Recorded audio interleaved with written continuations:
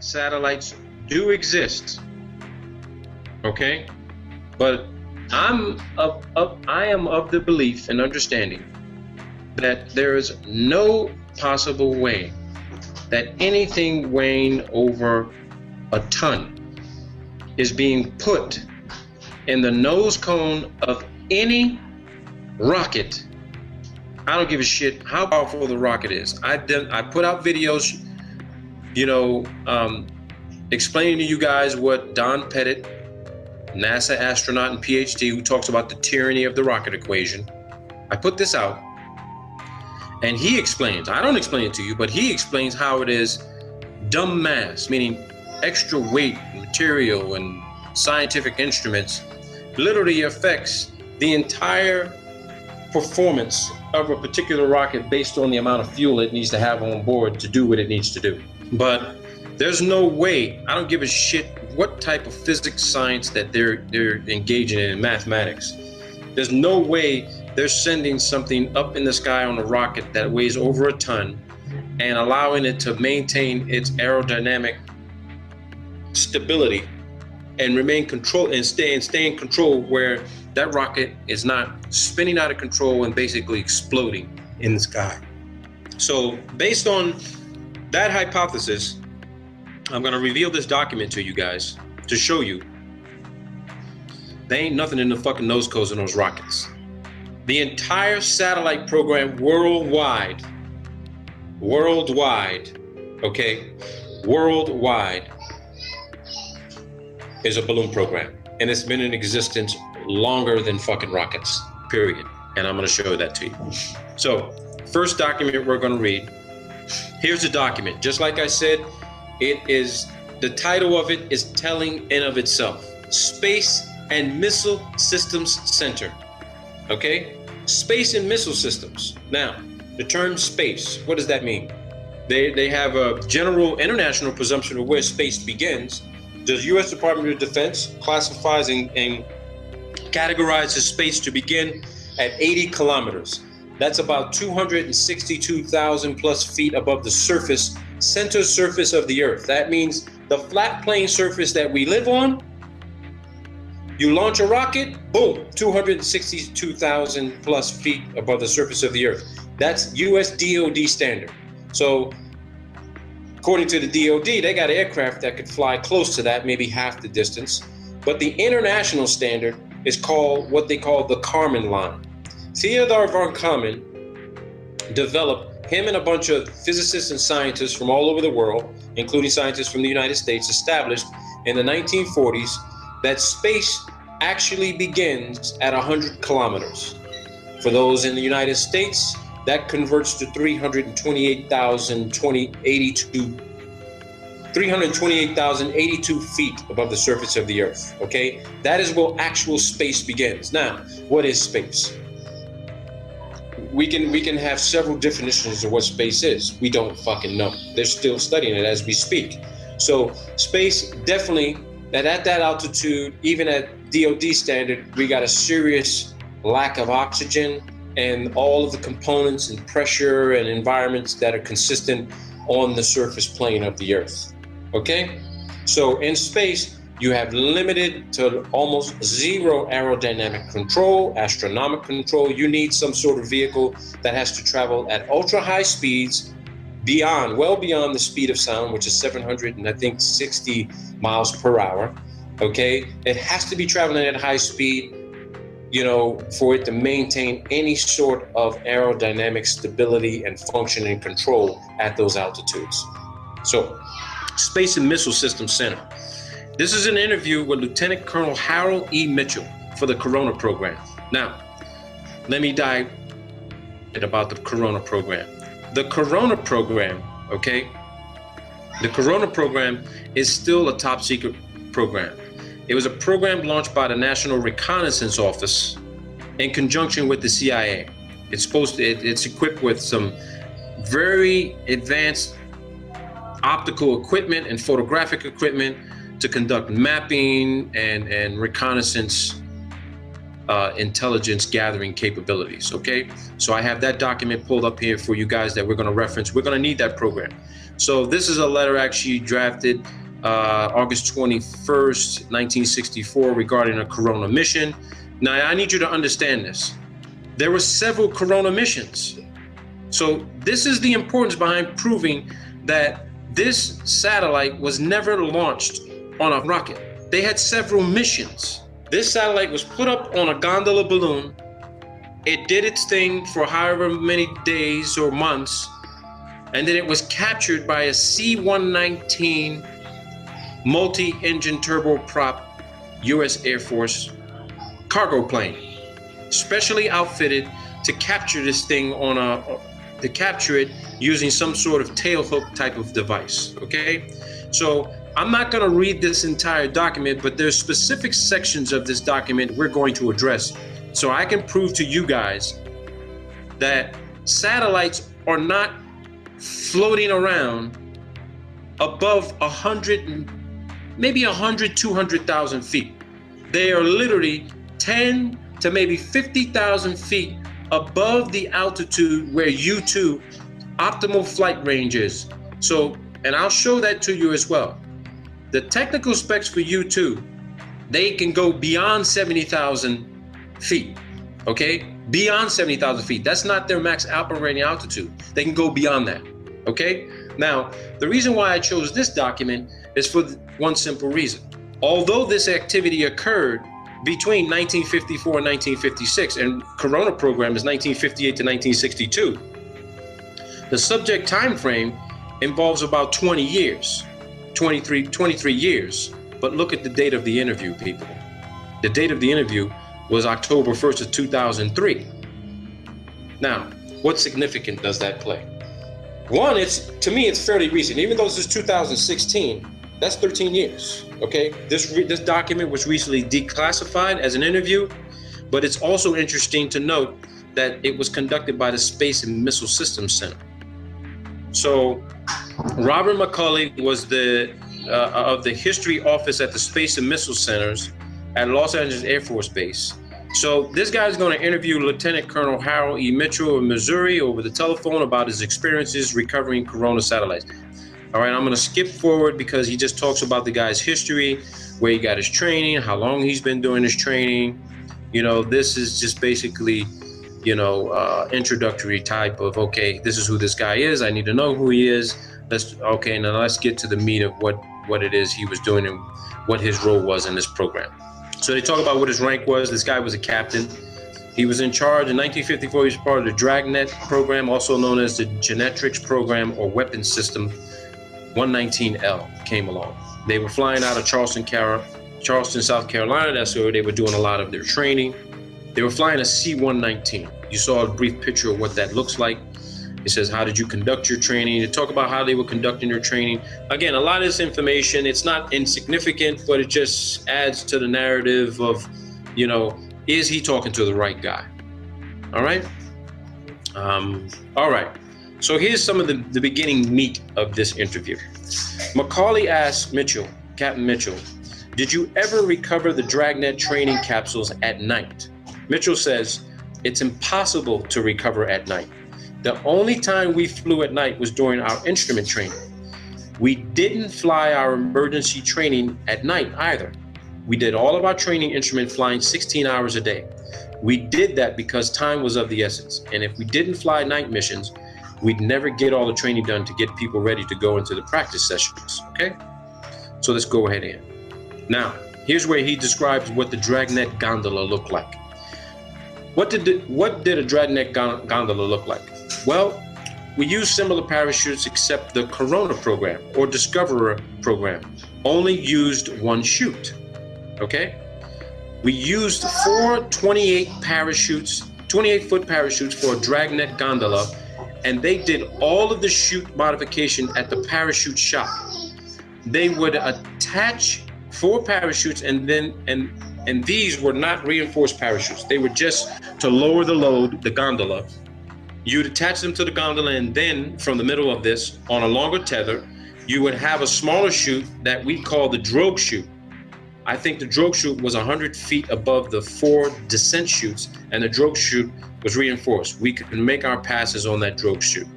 When they say they can make their passes on that drogue chute, you're looking at a 100-foot tether. And what would happen is that the drogue chute would deploy. You got a 100-foot of tether.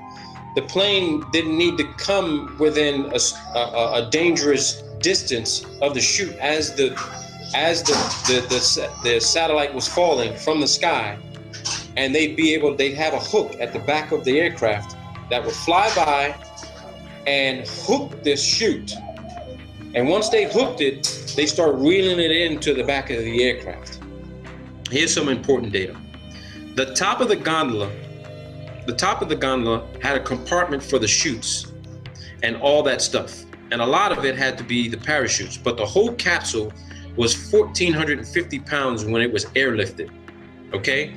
The capsule they're talking about is literally the satellite. The gondola had, now I want you to pay attention to this. He says, this is Mitchell, Captain Mitchell talking. Captain Mitchell says the gondola had a huge balloon. I mean a huge balloon. You could see it at 60,000 to 85,000 feet. Now, this supports what I've been telling all of you, that NASA has had a balloon program literally for decades, over as long as they've been in existence. Some of these balloons are the size of a football field. When you look at the size of a football field, 100 yards long, 50 yards wide, just imagine what that looks like up in the sky. Think about what a balloon that size could lift off the ground, okay? Now, Macaulay says, did you ever see a Genetrix balloon get inflated and then lift off? Did you see that process? Mitchell says once, but I didn't see the beginning of it. I saw it when it was about 3/4 filled and then the liftoff. Now, this was only in the training phase of our operation in the summer of 1955, and that was done in Denver, Colorado at Lowry Air Force Base. The one that I watched launch, they had to put the capsule on a forklift, and I imagine this was done before the balloon was attached and inflated. At any rate, they started their inflation, and then as the balloon got full enough to support itself and go airborne, they'd run down a taxiway with the forklift, carrying the gondola until the balloon had enough lift to get the gondola airborne. I want to show all of you what that actually looks like in real time. Now, when I say real time, okay, when I say real time, I'm talking to you, this is a launch that had already occurred in Antarctica. This is a launch that already occurred in Antarctica, and I'm going to show it to you. And here we go.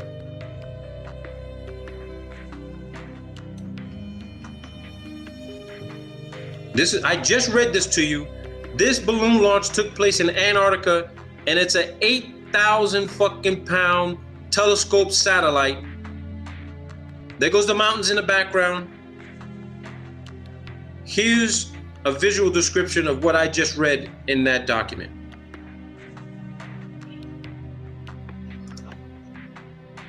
Down a taxiway and getting in the loft and launching it. Watch what happens.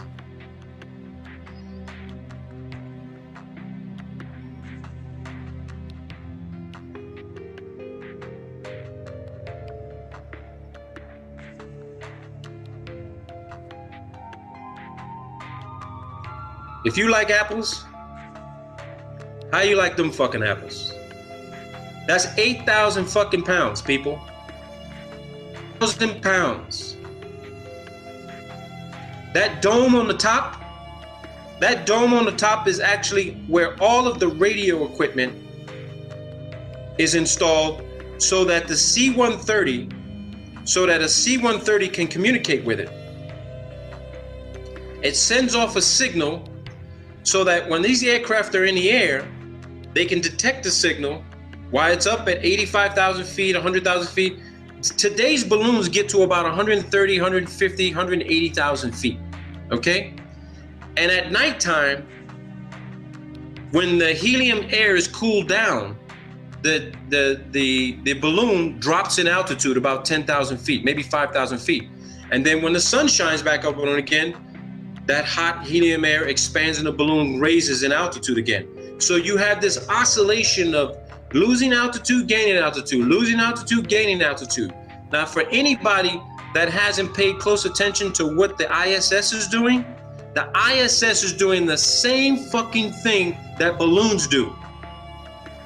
And I'm going to prove that to you as well, that the ISS, if it exists, which now I'm of the conclusion that it does exist, that means that the ISS is up in the sky. It's not at 245 miles.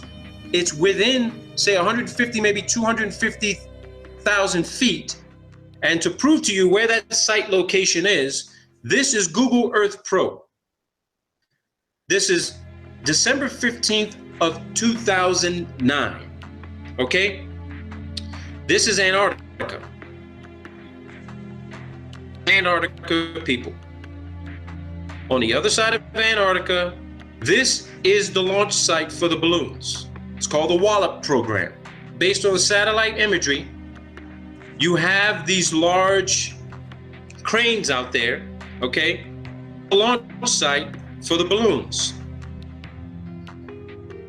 Further proof that they're using aircraft to capture these things down in Antarctica. This.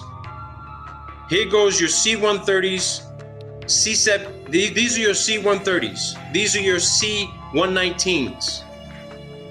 Turboprop planes. And if anybody wants to say, oh, well, they're using this to transport people back and forth. Yeah, they are using people to transport back and forth. But guess what? These are also specially outfitted aircraft that literally recover when they intentionally burst the balloon. It comes down on a drogue chute, and these aircraft fly at 20, 30,000 feet, and they go and grab this thing. There's your aircraft. 5. You have a 6th over here. This is for crew transportation, but these big boys right here, these Hercules are the ones that are recovering 8,000-pound telescope satellites launched from Antarctica. The document, because this document gets better. Now, Macaulay says, did the gondola lift off pretty quickly after it was inflated? Mitchell says, yeah. Once it was inflated with the helium it carried, that balloon was designed to go during the day to about 85,000 feet. Now, this is back in 1954, people. Today's balloons get, well, almost 3 times this altitude, okay? Maybe 2.5 times. As nighttime came and the gas cooled down, it would come down to around 60,000 feet to 65,000 feet. So it dropped almost 20,000 feet in altitude in the evening time, okay? In the evening time. So I want you guys to picture this, okay? There are people online who they're so in love with NASA, they will tell us, all these trolls will say, no, I've seen satellites myself. They'll say, no, I've seen satellites myself. I've seen it in my telescope. I've seen the Hubble. I've seen the space station. I've seen a satellite pass over. You're looking at the Hubble and the ISS floating around in the thermosphere, moving at high speeds, because the hot air up there moves at high speeds, very high speeds. How fast those speeds are, who knows? But we know this for a fact. The higher you go, the faster you have to go, right? The higher you go, the faster you have to go if you're using an aerodynamic vehicle. Now, Macaulay says, do you know how long the balloon floated over the US before they were usually recovered? Mitchell says, it varied with the flight path. We tried to recover them before they left the continental limits of the United States. We had one balloon that went into the jet stream and flew east during our training period. I believe that it took off in July 1955. We deployed an airplane and he went to Goose Bay, Newfoundland, refueled and headed for the Azores. I believe there were another 1 or 2 airplanes from other squadrons too. He says the balloon was finally terminated someplace over the area of the Azores. I don't think that capsule was ever recovered. I couldn't say for sure. Macaulay says recovering a Discovery parachute must have been easy compared to a dangerous gondola. Mitchell says it was. Discovery was much easier once we resolved the problems and they designed the right parachute and equipment to recover it with. Actually, when you do aerial recovery every day, it's a piece of cake. Easy. It was fun. Each recovery aircrew had to aerially recover 5 dragnet parachutes. After we'd complete our aerial recovery phase, we went up to an airfield at Georgetown, South Carolina. Ground crews would use drums of water to simulate the gondolas for surface recovery. Oh, look what he says here. He says, during the genetics program, we operated under the Strategic Air Command. To show you how important genetics was to the Strategic Air Command, we pilots each carried a letter in our secret folder along with our top secret aircraft equipment. It was a letter from the Director of Operations for Headquarters, SAC. His name was Brigadier General Howard Smith, to the commander of any SAC base where we had to land, that we had the #1 priority over anything else in refueling, maintenance, and getting our aircraft back airborne. Now, why would they have #1 priority to refuel and get airborne again? Let's assess that.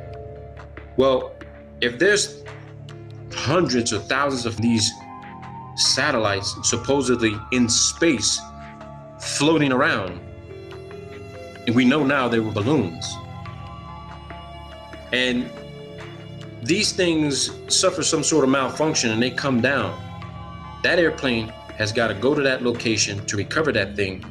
These airplanes had to be available non-stop to go anywhere at any time to recover this thing.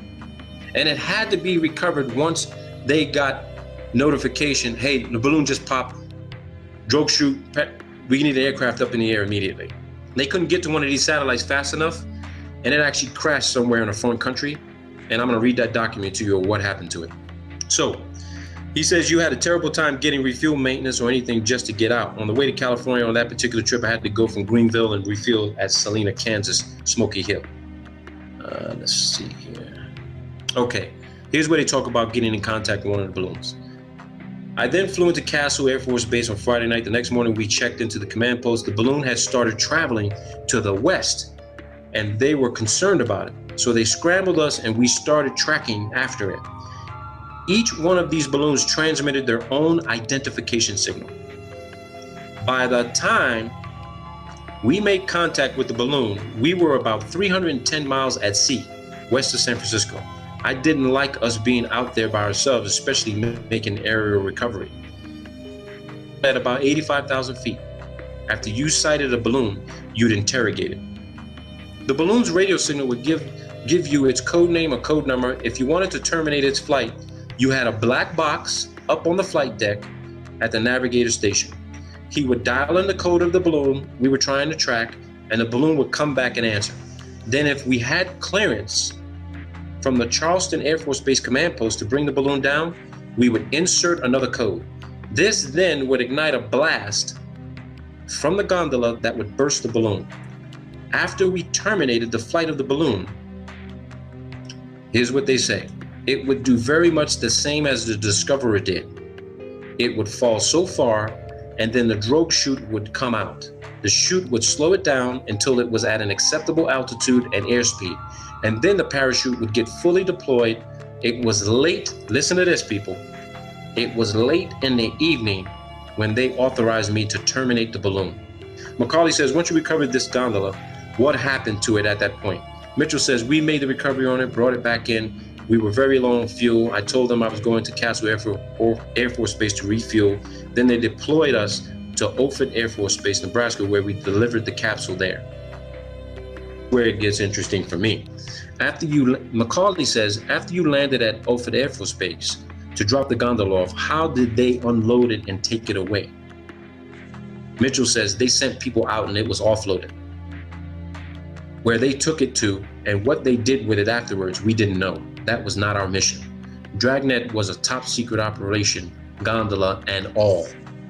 The only thing that we were concerned with were the people who were not connected with the program, that they had no opportunity to see the gondola, so we carried sidearms. You hear that? They didn't want people to see this thing. So they were always strapped, ready to go, that if someone were to see one of these things, they had to deal with that person. Now, this was back in 1954. You bet your ass the same thing is happening today. They don't want nobody seeing the Hubble come down on a parachute. They don't want to see it. They don't want to see parts of the space station, which is in modules, detach, come down on a parachute, get captured by one of these C-119s or C-130s, taken down to Antarctica at the Concordia station. And just to remind people and to redress this, Concordia station, NASA classifies it as a hypoxic environment.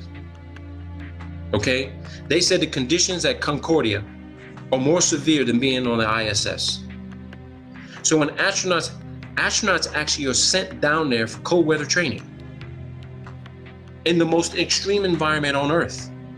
How could there be a place at about 8,000 feet above sea level be more extreme than being at 245 miles above the surface of the Earth, supposedly in microgravity?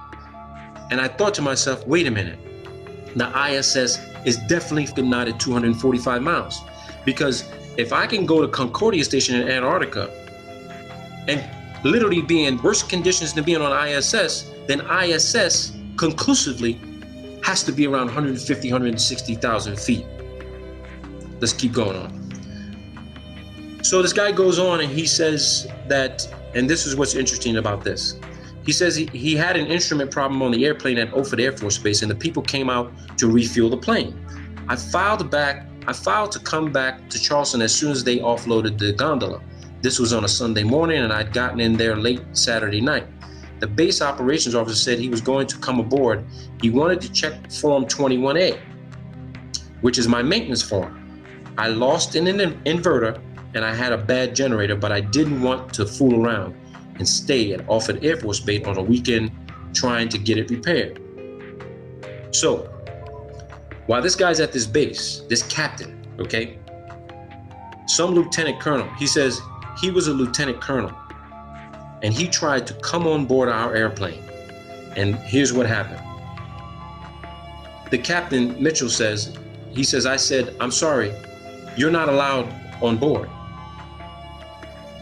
This lieutenant colonel stepped up the ladder and started explaining that he was a silver leaf, a lieutenant colonel, and I was wearing tracks, a captain. About that time, he heard the rifle bolt of a carbine slide home, loaded to ammunition. My crew chief was standing there with his carbine down at his hip, so the lieutenant colonel decided not to come on board. He decided prudence was better part of valor. So you see that? This guy's a captain. He tells a lieutenant colonel, sir, I'm sorry, you can't come on board. I'll come down to show you my Form 21A, but you can't come on board. This lieutenant colonel says, excuse me, but I'm a lieutenant colonel and you're a captain. I can come on board. And one of this guy's crew chief says, I don't think so. He chambered around. Lieutenant colonel said that. He's like, okay, no harm, no foul. Let me know when you come down and show me the form. I mean, come on, people. You're talking about an Air Force pilot, top secret security clearance, maybe higher, and they got authorization to kill one of their own people if security is breached. This guy's not even supposed to know what the hell is inside that aircraft. They were ready to shoot him. That's what you got to deal with. So, and Macaulay says, did the Genetrix gondola drop a capsule like the Discoverer did? Mitchell says, no, the gondola hung below the four 27-foot, 24-foot chutes. When you shoot the balloon down, all these parachutes packed on the top of the gondola deployed. The gondola would start then falling to the earth. He says, so you recovered the entire gondola. He says, you caught the whole thing. You caught everything except the balloon, and it was quite a load. Air recovery really was kind of a hairy operation because you're flying at such low speeds. We were especially low on fuel that night. We had to fly at about 115 to 120 knots just to keep our airspeed up. And with the beaver tail door open and the recovery poles and cables hanging out of the back of the end of the airplane, it took quite a bit of power using quite a bit of fuel. So again, these guys are recovering things that are thousands of pounds, half a ton or more. They have to fly at low speeds just to capture the damn thing and make sure they don't rip the tether apart and lose the damn satellite. So once they capture it, They got to start reeling it in, and they got to maintain altitude and power, which uses up a lot of fuel just to stay in flight.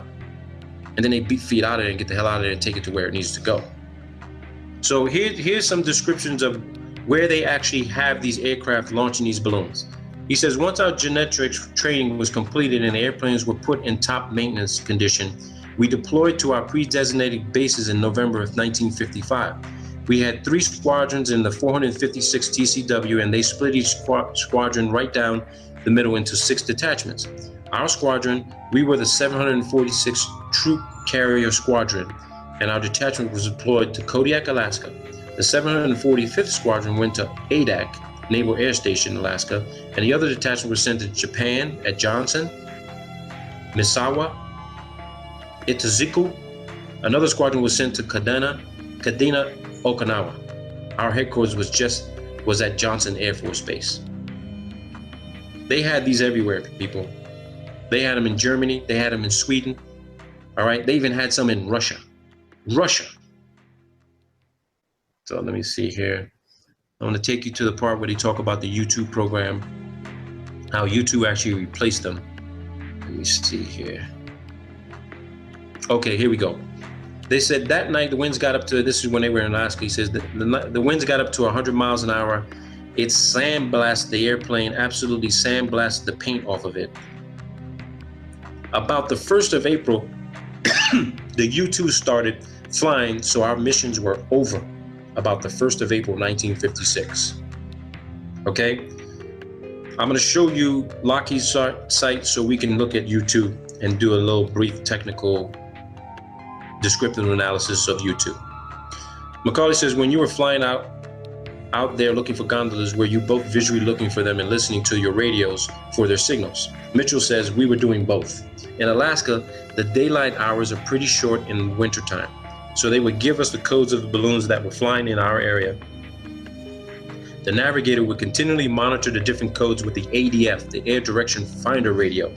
The balloons had ADF beacons that we could come home in on. Each balloon had its own frequency.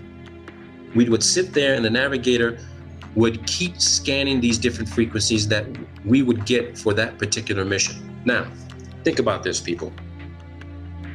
You have amateur radio operators out there all around the world who says that they can track the signals from satellite communications. Now, I'm not doubting they can track satellite communication signals. But let's be clear. What we've all been led to believe what a satellite is something that is so far advanced and technically incredible that is floating around up there on its own. We see these on videos, we see this on television. Oh, look at this satellite. It's always a CGI photo or video or some sort of artist rendition of what the satellite looks like. It's a drawing.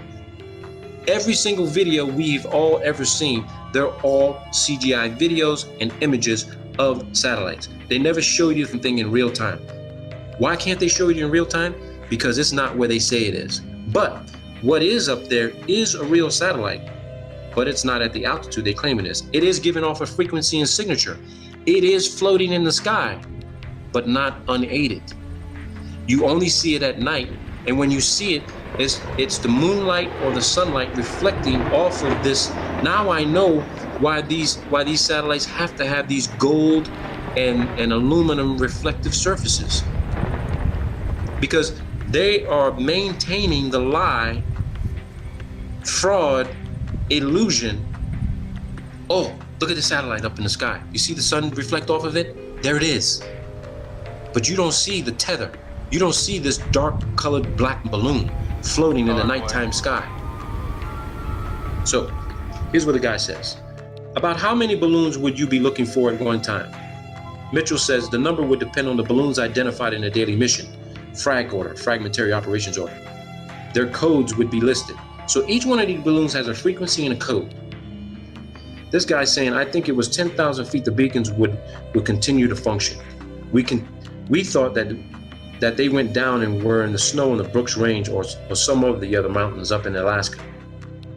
He says, did your unit tell you the purpose or the mission of the genetics while you were doing this? He says, yeah, we knew. The balloons were launched from Norway. Look at this, people. The balloons were launched from Norway, Denmark, West Germany, and I think some from Turkey. In the winter, February of 1956, there was an article in Time magazine about the Russians complaining about our overflight of the Soviet Union with these balloons. Holy shit, people. I mean, really. The Russians were complaining about the US flying over the Soviet Union with balloons. The Russians were complaining about overflights of the Soviet Union with balloons.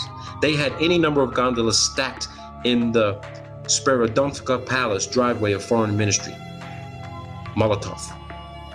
It was just unbelievable. He had many of them. What they're describing here is this. The Soviets ended up capturing a shitload of these fucking balloons the US was sending up in the air. And they would literally send their aircraft up to capture them and bring them down. Now you got to think about this, people. This is absolutely mind-blowing. You're trying to tell me that we've been spending trillions of dollars for over 60 years for a satellite program they claim is going up on a rocket, and it's just a balloon you can buy from a hobby shop? Oh my God, this is incredible. An interesting fact, the airplane I flew during the Corona program had many recoveries of balloons than any airplane in the 456 wing. It was flown by Captain Slaughter Mims. And I think Slaughter recovered 3 balloons near Japan. He got more than anyone else. Slaughter had a lot of success. And he's describing the same aircraft that this guy flew. Okay? Here you go. This guy, Macaulay says, how successful was the Genetrix program? Mitchell says, none of the pilots associated with the project was ever permitted to see any of the genetic film that was recovered. The film was stored in the vaults at Air University at Maxwell Air Force Base, the last I heard. I was at Air University Film Library in 1957, and I asked if I could see the film, but they wouldn't let me because I didn't have need to know about it. Outwardly, I understood that it was a fair success. We knew more about the Russians than we would have without Genetrix. It wasn't good enough to continue with in conjunction with the U-2. It was like the U-2 wasn't as good as Discoverer. I have a document and a study on Genetrix done by a gentleman up in Minnesota. It gives the number that was recovered. A lot of the gondolas went into the water and were never recovered. They had a saltwater plug in them that dissolved when the plug came in contact with the water and eventually sank the gondola. That's what they say.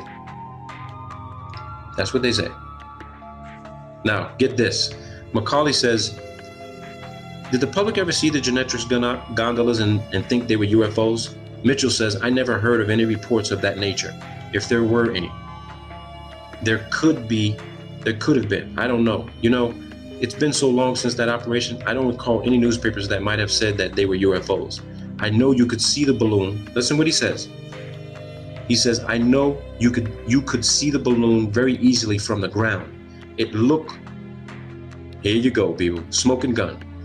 It looked about like a silver dollar during the daytime because you couldn't see anything attached to it.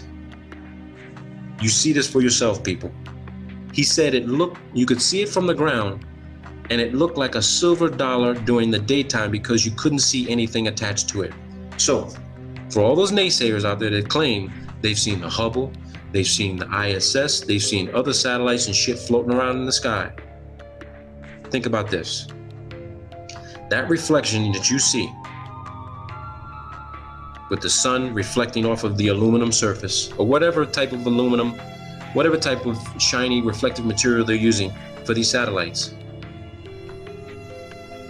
carried by the jet stream, flying around a specific territory that is tasked to fly around in.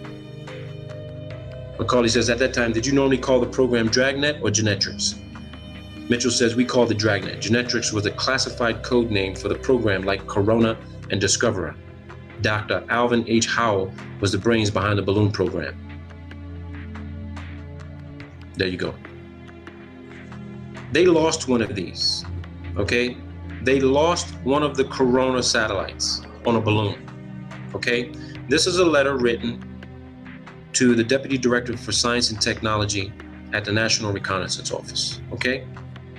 This was released declassified and released by the National Reconnaissance Office November 26 of 1997 in accordance with Executive Order, I think that's 12958. Subject, Corona Mission 1005 incident. This memorandum is for information only. Corona Mission 1005 was launched on 27 April into orbit. Orbit? They're considering orbit to be space. We know it ain't fucking space. All right? But let's move. Let's continue on. Recovery attempts commencing 2 May were unsuccessful. Attached hereto is a chronology of operational reporting received on this mission. Number 3, on August 5th, OSA received word from its security representative at the Air Force Base, Los Angeles, that a satellite capsule had been reported as coming down near the Venezuelan-Colombia border. The actions taken by OSA upon receipt of this information are detailed in a separate attachment.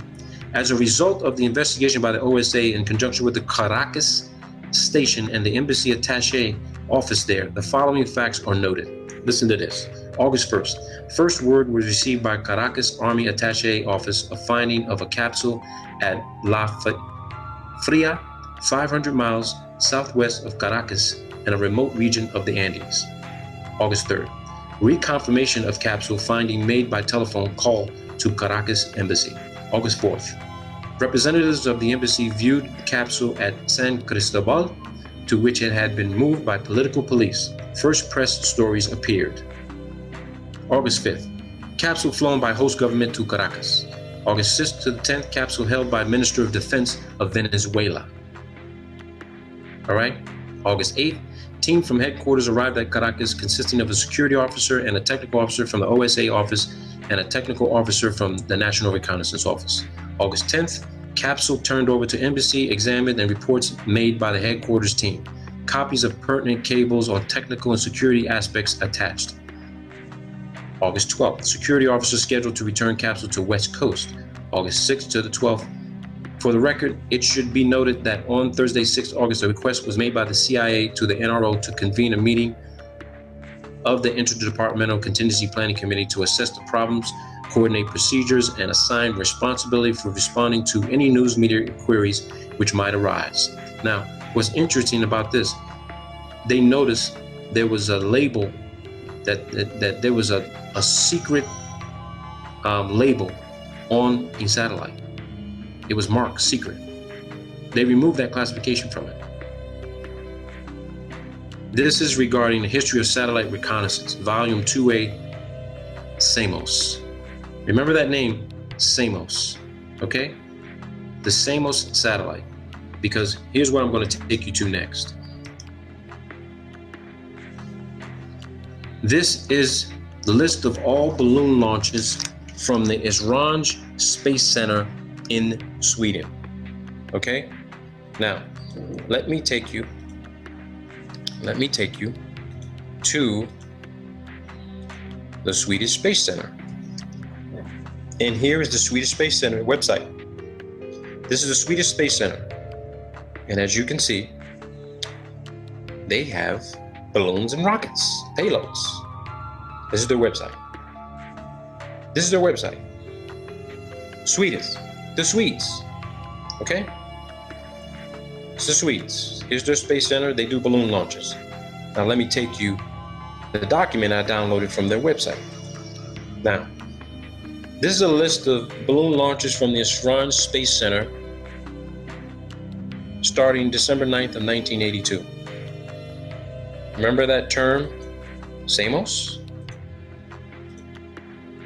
You can read these documents for yourselves. We don't need to keep going through all this stuff together. I put a lot of this shit out for you people so that you can see this. You see they talk about weather satellite program, mapping satellite program, realignment controversy, new directions in satellite reconnaissance, okay?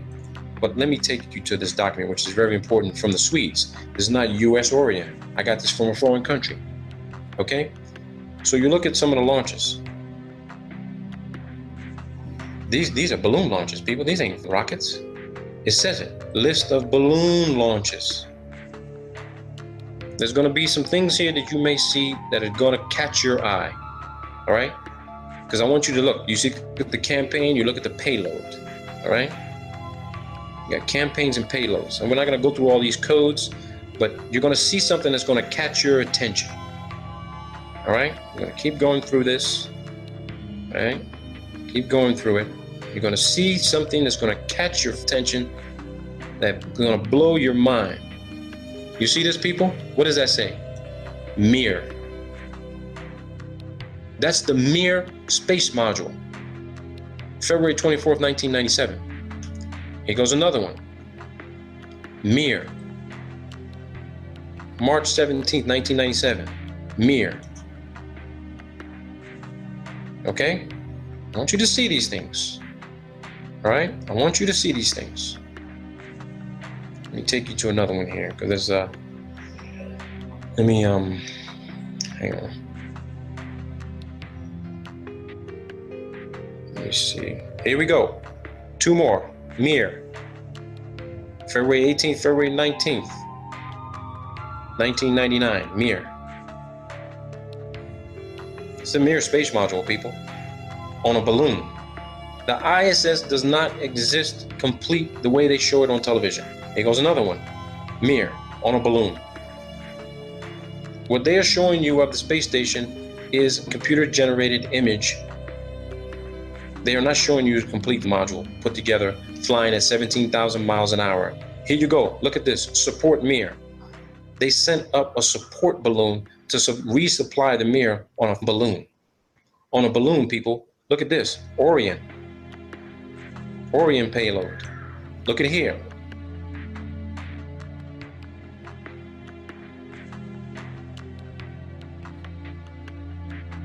Inmarsat.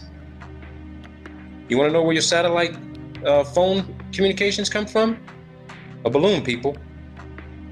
A balloon. I'll supply this document to whoever wants it. Here we go. Inmarsat test. Balloon.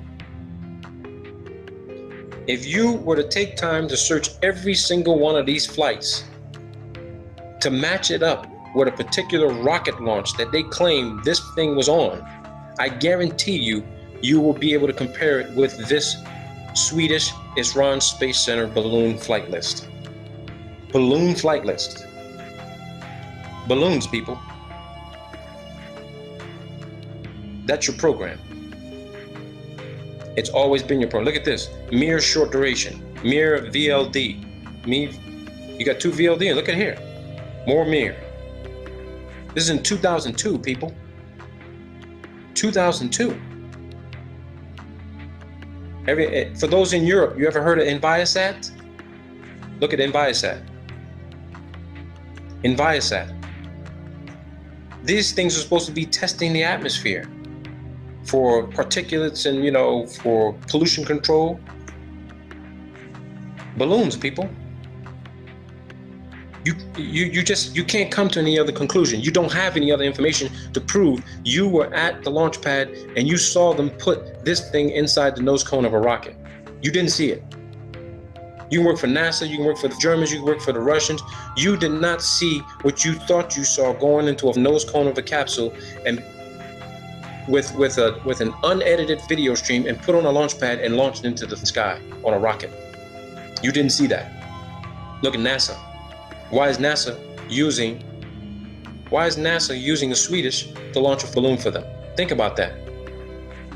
They're everywhere, people. They're carrying out the deception, the fraud, the hoax, the scam, the bullshit. It's all here. It's all here, people. I keep saying it's not what you know, it's what you can prove. You can talk about it all day long. You can claim this is your theory, this is your hypothesis. You ain't got no documentation to fucking back it up. You just want to show some bullshit video and you're not a videographer and you don't know how to do video analysis. You got to get the documentation. And here's the documentation right here. NASA, 2011, LED, ESO, high wind. Just check these out. Because I have. NASA, 2003, 2013, Sunrise 2. Look at that. Balloon. Balloon, people. That's a complete list. It goes all the way to 2014. 2014, people. 2014. There you have it. There you have it, people. I don't know what else to tell you. I really don't know what else to tell you. Check this out. Just check this shit out. Check this shit out. Another satellite being launched from Antarctica. Check this out.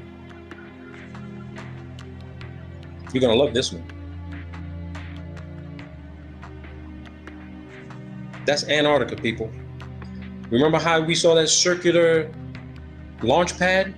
The bulldozer is smoothing out the ice and snow. Look at this.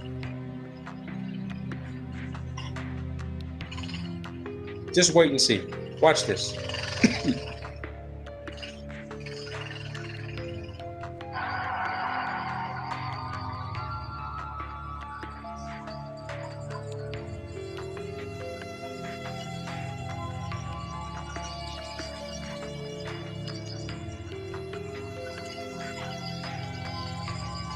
This is McMurdo Station in the background. McMurdo is right back here. They have line of sight to this airstrip.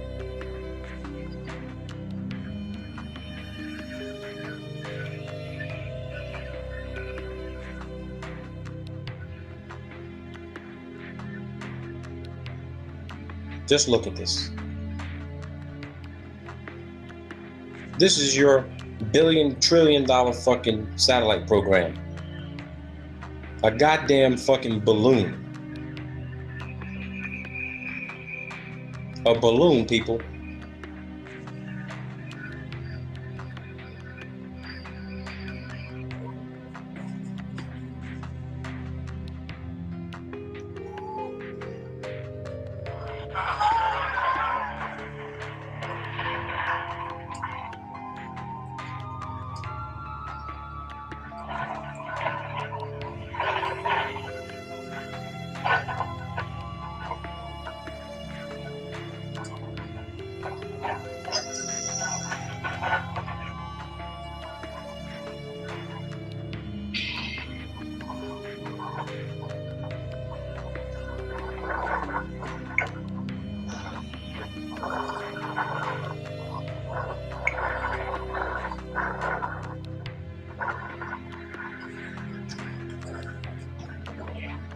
There goes fucking $20-30 million on a balloon. It's not inside a fucking rocket nose cone. There you go. Woohoo! Woohoo! Yay!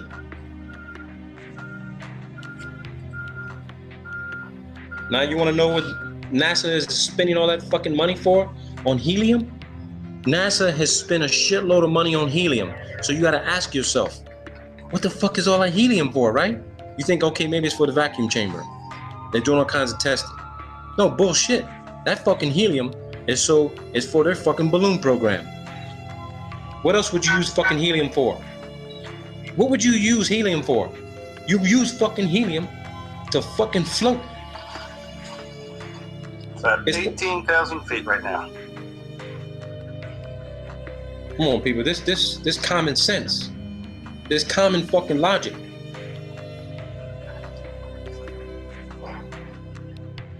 Hey, the payload is now at 105,000 feet.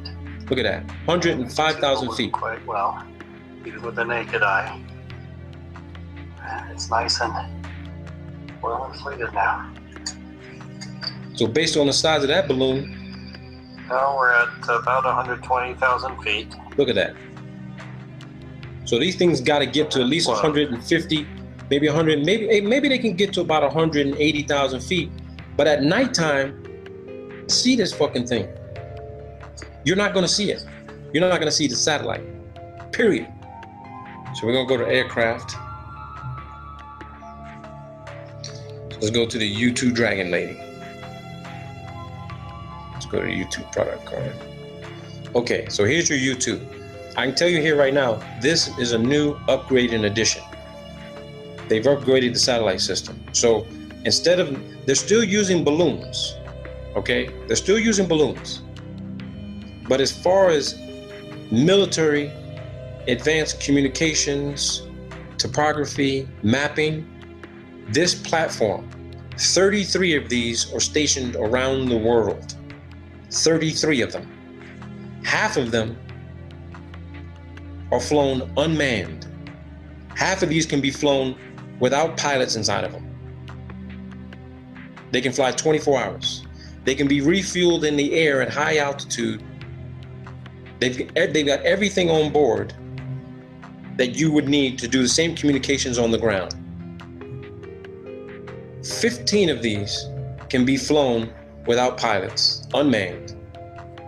When I spoke to my professor, who used to be a Defense Intelligence Agency officer, he was in charge of the U2 ISR program, Intelligence Surveillance and Reconnaissance program. I asked him how many of these would be needed to cover the entire Earth in a 24-hour period. He told me, you only need 10. You could cover the entire Earth. And your satellite photos that you guys see, satellite imagery, high altitude imagery that they claim is coming from the ISS, the U2 is taking the high definition photographs and they're being presented as ISS footage. Don Pettit told you in the Tyranny of the Rocket Equation, there ain't no fucking way humans ever left the fucking Earth. They ain't never left the fucking Earth in the space. This is it right here. Period. Period. So let's look at this document. I want to blow this up for you guys here. So let's do this. It says here, and I want to go specific to the technical capabilities. Okay? Let's do this. It says here, look at the maximum cruise speed. Actually, no, the cruise speed is 475 miles an hour. Now, that's completely contradictory to what we have learned and been told with regard to high altitude aeronautics, that the higher you go, the faster you got to go to maintain aeronautic stability and control. But it seems here that the cruising speed for the U2S is 475 miles an hour. There's less atmosphere at altitude. But this is where people get confused when you see all the videos. It says the ceiling is above 70,000 feet. Above 70,000 feet, people. The max altitude of U2 is not 70,000. The ceiling is above 70,000. The range is greater than 6,000 miles. Which means if the cruising speed of U2 is at 475 miles an hour and it can go above 70,000 feet, that means that there's definitely atmosphere that is breathable. You can operate in it above 70,000 feet. And you use less fuel at 475 miles an hour above 70,000 feet. This is the cruise speed. Maximum weight, 40,000 pounds. So would you think maybe possibly they could put some sort of advanced optical scope on this bad boy? Because the Hubble was 27,000 pounds. Maximum weight of this is 40,000 pounds. So how much advanced imaging and communications equipment you think you could put on this platform? It's twice it's twice the mass of Hubble, flying at above 70,000 feet. Here it is right here. And look at the price. Here's what's interesting to me, the coincidence, people. The Hubble, they claim, cost $1.5 billion. The Hubble, 1.5 billion. Look what it says here. The recent 1.58 billion in system upgrades includes sensor upgrades, improves radar, multi-spectrum imaging and signals collection, sensors and data links, a new F-118 GE 101 engine, improves range and altitude, lowers operating costs and reduces weight by 12%. Glass cockpit, new defensive suite, improves survivability against the latest generation of missile and fighter threats. 1.58 billion. The Hubble, 1.58 billion. Sophia, 1.5 billion. That's the magic number for a lot of this bullshit. $1.5 billion is the number these government agencies are using. It's probably costing half of this, and the other half are going in the fucking pockets of your fucking Senate and congressional fucking representatives and their fucking contracting companies who are building this bullshit and telling you, oh no, it's all going up on a fucking rocket. It says here, reconnaissance and surveillance from the stratosphere. The stratosphere. Everything we know of, communications, imagery, you name it, everything stays within the stratosphere, which means we can't get beyond the thermosphere. We can't get there. We can't get there. This is our limitation. We can't go beyond this technological capability because we just can't get out there. We can't get there, people. When they say the U-2 flies at the edge of space, I'm sorry to tell you, the edge means you're maybe within 5,000 to 10,000 feet of the Kármán line, which is 328,000 feet. How the hell could you be up in the U-2, be on the edge of space? The edge of what space? You mean the next space, which is from the stratosphere is the mesosphere and then the thermosphere? Because maybe they're on the edge of the mesosphere. Or they ain't close to the thermosphere because it's too goddamn hot up there. It's in excess of 500 degrees Fahrenheit. You honestly think that this aircraft will be able to withstand those heat temperatures? Look at the SR-71. They tried to take it up there and look what happened to it. I do believe we have to fly faster the higher you go, but we can't do it. It's that simple. It's that simple.